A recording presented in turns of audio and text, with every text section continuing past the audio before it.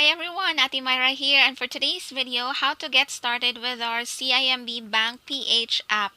Guys, as you all know, sa Gcash, meron silang save money na option or na feature, and yung G-Save nila is actually powered by CIMB Bank.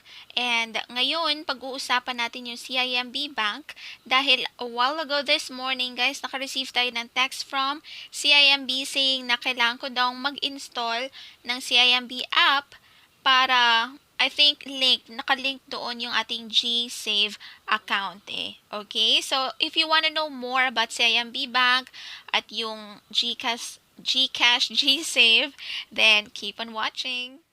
I still have an ongoing giveaway. If hindi ka pa nakapag-join, ano pang hinihintay mo guys? Join na. Ililink ko sa baba yung video ha. Sali ka na and good luck sa'yo. So anyway, proceed na tayo sa video.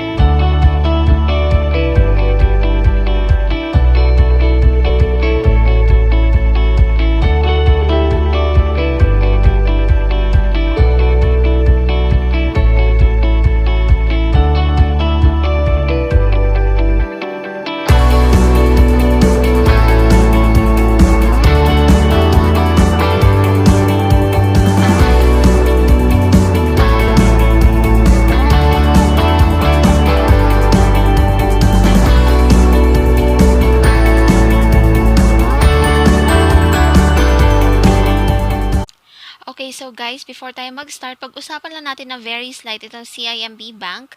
Best Consumer Digital Bank 2019 Philippines daw, yung CIMB Bank. Wow, this is interesting guys. Tapos kiniklaim po nila na seamless and effortless all digital bank. Maintaining balance po, no initial deposit and maintaining balance required for all savings account. 10 minutes to open an account. Zero transaction fees po for deposits and withdrawals and other transactions with CIMB Bank. 8K convenient partner locations.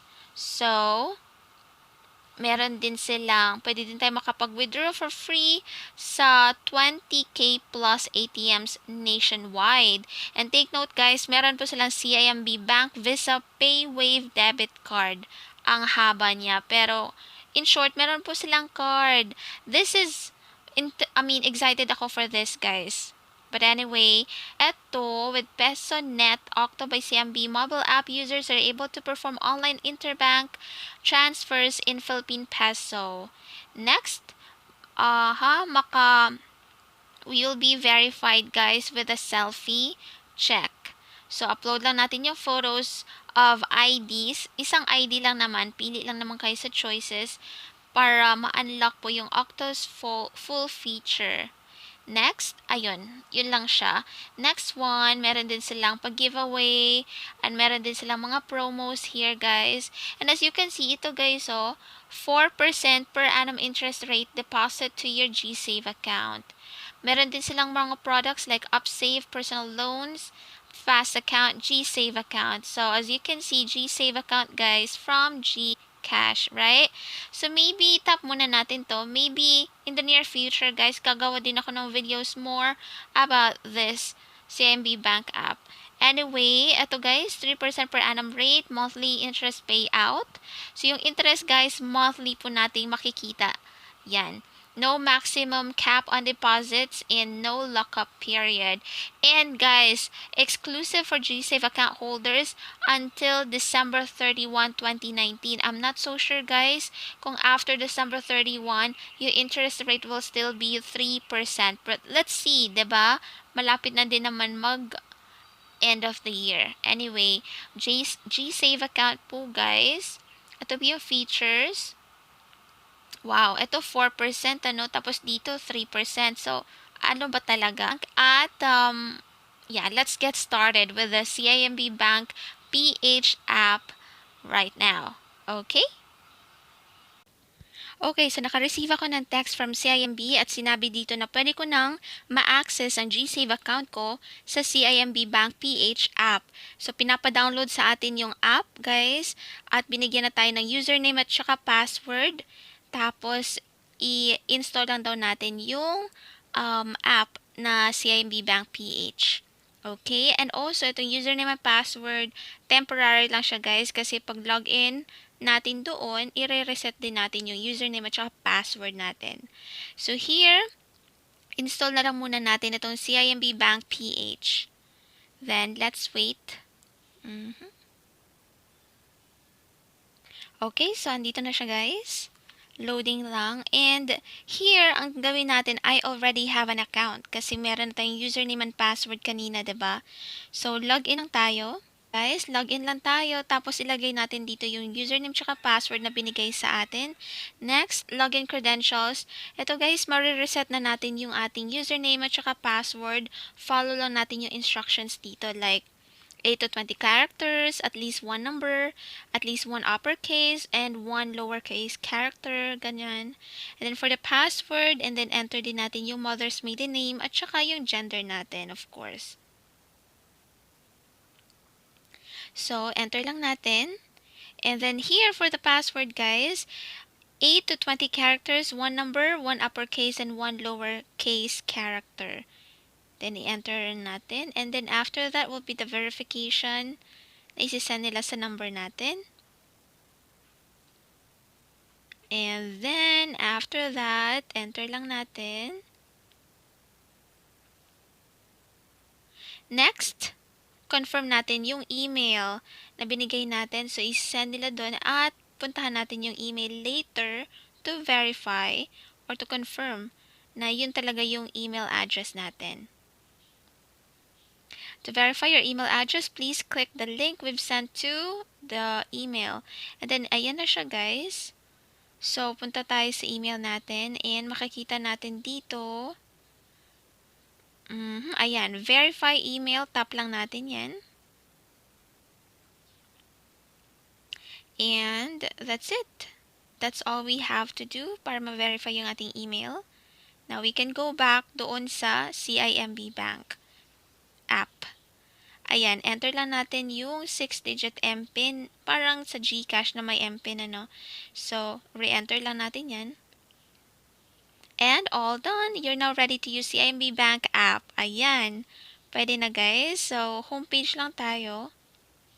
Okay, and then, kailangan natin ma-verify guys para ma-enjoy natin yung full features ng CIMB Bank PH app. Wow. Okay, so here, upgrade GSave account. I have fully read and then next lang tayo dyan. Next, upgrade GSave account. Ayan guys, kailangan fill out natin lahat ng to. Civil status, place of birth, and then for the IDs guys, ito yung pagpipilian natin. I hope meron kayo nitong mga IDs na to. One of each lang. One lang naman na nandito. So, pili na lang kayo kung anong meron kayong available na ID. But for me, I will choose the UMID, Unified Multipurpose ID. And then, lagay natin sa baba yung ID number. And then, next lang tayo dyan. So, enter lang din natin. Don't forget, even the employer name, lagay din natin dyan. And then, after that, additional details, purpose of account opening, your average monthly income, tsaka yung anticipated na blah blah. And then here, digital signature, pwede tayo makapag-sign here guys, gamit yung screen lang. So tap lang natin yung parang may arrow na X para ayan, pwede na tayo makapag-sign dito. If hindi mo like, clear lang and then enter mo ulit yung signature. If happy ka na, then click or tap OK. Next. Pag happy ka na dyan, next mo lang.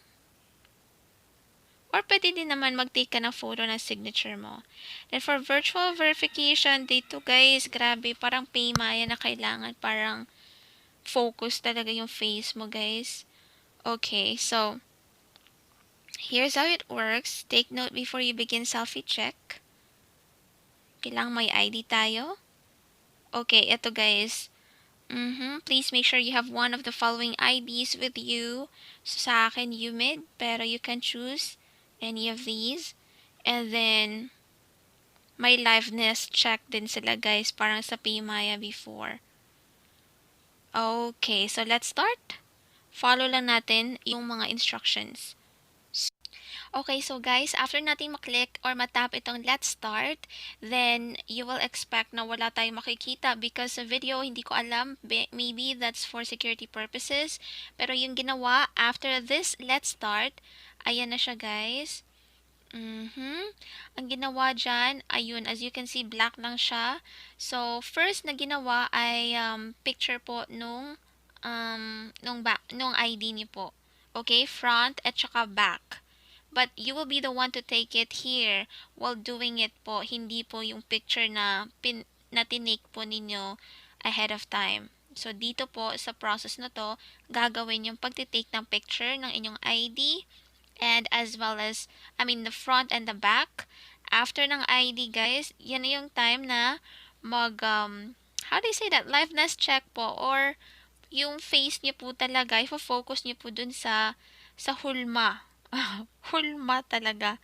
Yes, may hulma po dyan guys. Tapos ifo-focus talaga na yung super close up. Nag-worry nga ako. Akala ko makikita sa video na to. Pero hindi pala. Hindi siya nafo-focus. Hindi siya naka-capture guys. Which is good, I think. Kasi security purposes din naman yun, diba?